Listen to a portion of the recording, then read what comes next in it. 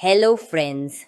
What I'm going to explain now are tips shared by the technicians at this well-known appliance repair shop in the city. So stay calm because we're going to fix it. Last week, a customer came in with their washing machine showing the 9C7 error. They often tell us it stopped suddenly and that code appeared on the screen.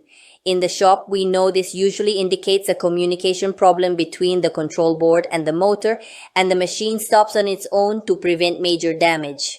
That's why, before touching anything, we make sure everything is protected and safe. On the other hand, some customers mention the error shows up mostly with large or very heavy loads, and this gives us an important clue. Technicians check the distribution of clothes inside the drum because an imbalance can make the washer think the motor has a real fault, triggering the 9C7 code.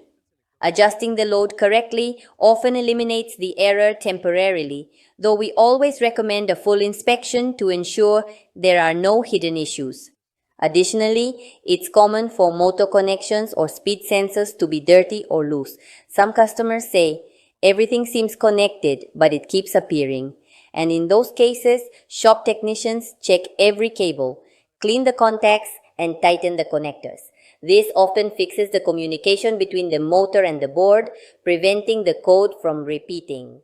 There are also situations where the speed sensor or motor shows unstable signals. According to Samsung technical bulletins, this can constantly trigger 9C7. So the technicians measure the continuity of the motor and sensor, and if we detect something outside the normal parameters, the defective part is replaced. This ensures the washer runs safely and without interruptions.